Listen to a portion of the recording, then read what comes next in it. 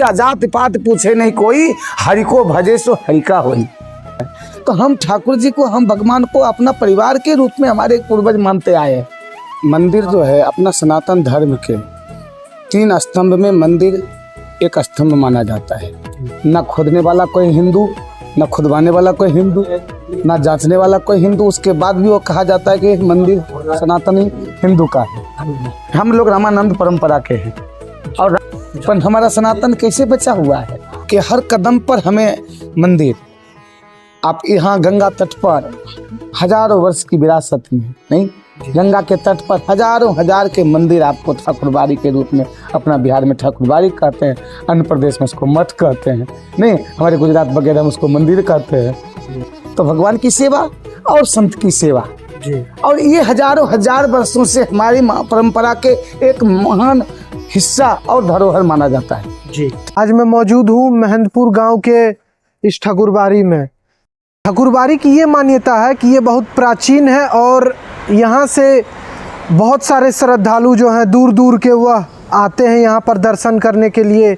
सामने अगर देखें तो यह गंगा तट के किनारे है और सिमरिया जो लोग आते हैं वह इस मंदिर में ज़रूर दर्शन करके जाते हैं। ऐसी यहाँ की मान्यता है कि अगर यहाँ पर दर्शन ना करें तो उनका कार्य जो है वो सफल नहीं होगा। मौजूद है महंदपुर ठाकुरबाड़ी के पुजारी जी। तो यह मंदिर से क्या मान्यताएं जुड़ी हुई है लोगों की, जो लोग यहाँ पर आते हैं? ऐसा है, मंदिर जो है अपना सनातन धर्म के 3 स्तंभ में मंदिर एक स्तंभ माना जाता है। आज अपने भारत ही नहीं, अभी तो अन्य दूसरे देशों में भी मंदिर खुदाई के बाद मंदिर बताया जाता है। जी जी जी। न खोदने वाला कोई हिंदू, न खुदवाने वाला कोई हिंदू, न जांचने वाला कोई हिंदू। उसके बाद भी वो कहा जाता है कि मंदिर सनातनी हिंदू का है, हिंदू मंदिर है नहीं जी जी। तो इसलिए हमारा सनातन का जो 3 स्तंभ माना गया है ना, उसमें एक मंदिर, दूसरे संत और तीसरे उनके शास्त्र, समझ रहे हैं ना जी। संत, शास्त्र और मंदिर, ये 3 हमारे सनातन के आधार स्तंभ हैं। आप यहाँ गंगा तट पर हजारों वर्ष की विरासत में नहीं, गंगा के तट पर हजारों हजार के मंदिर आपको ठाकुरबाड़ी के रूप में, अपना बिहार में ठाकुरबाड़ी कहते हैं, अन्य प्रदेश में उसको मठ कहते हैं, नहीं हमारे गुजरात वगैरह में उसको मंदिर कहते हैं। तो हम ठाकुर जी को, हम भगवान को अपना परिवार के रूप में हमारे पूर्वज मानते आए हैं। तो इसलिए ऐसे मंदिरों में हमारे पूर्वज लोग संपत्ति देते, दान में देते जी, नहीं अपने जमीन का टुकड़ा देते, 2 बीघे 4 बीघा इस तरह के दान दिए।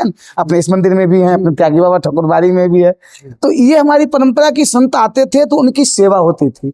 तो भगवान की सेवा और संत की सेवा जी। और ये हजारों हजार वर्षों से हमारी परंपरा के एक महान हिस्सा और धरोहर माना जाता है जी। ठीक ना। इसलिए मंदिर जो हमारी जो आस्था का केंद्र है, हमारे सनातनी जो भी महेंद्रपुर के हैं, जो भी हाथीदा के निवासी हैं, वो इस मंदिर से जुड़े हुए, वो नहीं जुड़े हैं, उनके पूर्वजों से जुड़े हैं जी। सब कोई जब तक अपने मंदिर में नहीं आएंगे, जब तक गंगा माता के तट पर आकर के अपने मंदिरों में आकर अपने भगवान को जल नहीं चढ़ाएंगे, फूल नहीं चढ़ाएंगे, तब तक उनकी दिनचर्या शुरुआत नहीं हुई। जगत गुरु रामानंद एक महान संत हुए जो प्रयागराज में, जिनके ये सारे जो मंदिर आप देख रहे हैं ज्यादातर बिहार के अंदर, अन्य स्टेट में भी हम लोग रामानंद परंपरा के हैं।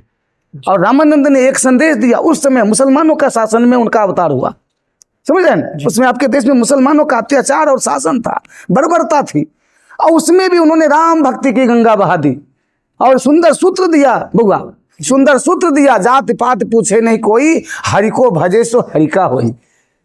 बाबा ये मंदिर कितना साल पुराना होगा और इसकी स्थापना लगभग कब हुई होगी? तो ये मंदिर आपके बगल में मराठी त्यागी बाबा ठाकुरबाड़ी है जी। आप जानते हैं जी। त्यागी बाबा जी राजाओं के ज़माने में अमाया स्टेट के थे, अमाया स्टेट जी। उसमें तो राजाओं राजभरों का टाइम था जी जी। तो अमाया स्टेट महाराज जी त्यागी बाबा जी हमारे गंगा तट पर रहते जी।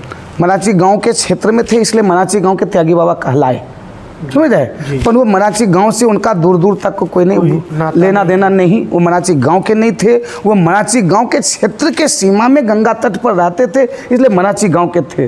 ना तो त्यागी बाबा के प्रति 40-50 गांव उनके सेवकाना है। त्यागी बाबा जी जो भोजन करते थे, उनको भोजन लाके देने वाले दरियापुर के एक भक्त थे जो अभी भी मौजूद है, उनका परिवार, उनके भोजन करते, कोई मराठी वालों का भोजन नहीं किया जी, समझ, वो फलाहारी करते। और एक भक्त उनका जो था, जो दरियापुर से नित्य प्रति उनको भोजन ला करके, फलहार ला करके उनको देता था जी नित्य प्रति। एक हेमजा गांव आप लोग जान रहे हैं, जी जी जी हेमजा गांव के भक्त आते जो नित्य प्रति उनको दातन ला के देता। आप सोच रहे हो, समझ रहे? जी पहाड़पुर गांव है आपके, देख रहे हैं ना? जी। पहाड़पुर गांव के भक्त आते थे जो यहाँ पर आकर के उनके दिनचर्या में जो भी साधु संत आते थे उनकी सेवा क्या करते थे। इसलिए वो उनका खानदान अभी भी मौजूद हैं और 5वीं पीढ़ी में हमको मिले हुए हैं। वो यहाँ आए थे, समझे ना, और उन्होंने मुंडन भी करवाया। और उनके पूर्वज जब तक रहे, हरिहर प्रसाद जी, जिनको नाम हरिहर प्रसाद रखा गया, त्यागी बाबा जी का आशीर्वाद से उनका जन्म हुआ, इसलिए उनका नाम हरिहर प्रसाद रखा गया।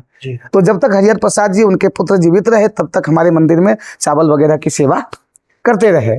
तो वो उस समय हमारे महावीर प्रसाद जो आपके हथिदा के कहलाते हैं, उनके पिताजी वहां जाया करते थे, त्यागी बाबा ठाकुरबाड़ी, ठीक न। और वो इस क्षेत्र से, उनका तो क्षेत्र ही रहा जी, तो इस क्षेत्र से घोड़ा पर से आते रहे। तो यहाँ पूज्य बाबा श्री हनुमान दास जी महाराज जो हमारे रामानंद परंपरा के ही थे, जिनका मुख्य गादी आपके प्रयागराज में हुआ जी, और उनकी शाखा पंजाब में हुआ, और पंजाब शाखा से उनका इधर आना हुआ। तो बड़े उच्च कोटि के संत थे। और महावीर प्रसाद जी के पिताजी ने उनसे कहीं निवेदन किया, उनसे आप मीडिया जगत से हैं और हम चाहेंगे कि आप लोग भी उस शाश्वत बात रखिए ना, बनावटी बात नहीं रखिए, मनगढ़ंत अंधविश्वास को कभी नहीं मानिए। हम लोग अंधविश्वास को नहीं मानते, पर सनातन सत्यता को तो मानना ही पड़ेगा ना। नहीं, आज अगर ऐसे ऐसे मंदिर आपको मिलेगा जहाँ ठाकुर जी का परम चमत्कार आपको दिखेगा, वो शाश्वत है, वो तो रहेगा ना, है ना। वृंदावन में भगवान कृष्ण का दर्शन होता है, वो तो है नहीं। भगवान कृष्ण ने जब मुगलों का अत्याचार हो रहा था, भगवान कृष्ण के आदेश से जो ठाकुर जी को वृंदावन से निकाल करके लोगों ने ले गया, वो तो शाश्वत है ना जी। नहीं, आज जो जयपुर में देखेंगे, नाथ द्वारा में देखेंगे, वो तो शाश्वत है ना जी। तो इसलिए हमारी सनातनी के जो मंदिर में हमारे भगवान विराजमान होते, लोग कहता है कि भगवान कोई खाता है, भगवान खाता भी है, भगवान पीता भी। भगवान ने कहा है कि हमको भक्त जो कुछ भी मुझे समर्पण करता है ना, मैं उसको लेता हूँ, मैं स्वीकारता हूँ, तुम्हें निवेदित भोजन करे। नहीं जी, भगवान ने कहा पत्र पुष्पम, ये नहीं कहा कि तुम कौन सा पत्र चढ़ा रहे हो, कौन सा फूल चढ़ा रहे हो, तुम जो कुछ भी समर्पित करते हो मैं तेरा भाव खाता हूँ। नहीं जी, तो विद्वानी के छिलका जाके खा लिया, सबरी के जूठा बैर खा लिया, आप लोग सब जानते हैं जी, नहीं जी। तो इसलिए हमारे सनातन के जो संस्कार है, सनातन के जो एक शाश्वत जो एक है ना जी, वास्तविक जो बात है, बात यही है कि हम प्रभु के प्रति, हम अपने संत के प्रति, क्योंकि यह सनातन तीन स्तंभ पर खड़ा है, संत और हमारे पुराणों के अंतर्गत शास्त्र। नहीं, संत जो हमारे 18 पुराण है, बताओ हम हिंदू धर्म वाले 18 पुराण के नाम भी नहीं जानते जी, और हम अपने सनातन के ऊपर टिप्पणी करते। आज कोई भी बउआ आपके गांव में 18 पुराण के नाम न जानने वाले। इस ठाकुरबाड़ी में लगभग रोजाना कितने भक्त आते हैं भैया? रोजाना कभी कभी खास पर्व होता है तो बहुत सारे भक्त है ना, हजारों की संख्या में आ जाते हैं। और अन्यथा जो हमारे खास जो नित्य प्रति गंगा स्नान करने वाले हैं, जो आरती में हम लोग 3 बार भगवान की सेवा महत्वपूर्ण करते हैं, जिस प्रकार की प्रातः काल की आरती और दोपहर काल के भगवान का है ना पट दर्शन, और उनको पट खोलते हैं है ना, उनको उत्थापन करते हैं, और शाम की आरती होती है। उसमें ऐसा कोई चमत्कार जो कि इस ठाकुरबाड़ी से जुड़ा हो, या आपने अपने जीवन में कभी ऐसा कोई चमत्कार देखा हो, आप बताना चाहते हो? नहीं, ऐसा है भैया, हम लोग जो है, मैं आपको पहले भी बताया, हम अंधविश्वास को नहीं मानते हैं, हम शाश्वत सेवा को ही मानते हैं। तो आपने देखा कि बाबा ने ठाकुरबाड़ी के बारे में बहुत महत्वपूर्ण बातें की और सनातन धर्म के बारे में भी बहुत सारी महत्वपूर्ण बातें बताई। धन्यवाद बाबा आपको हमारे चैनल से। जय हो, आप सबका कल्याण हो, आप सबका मंगल कामना के साथ। जय सिया राम, जय सिया राम।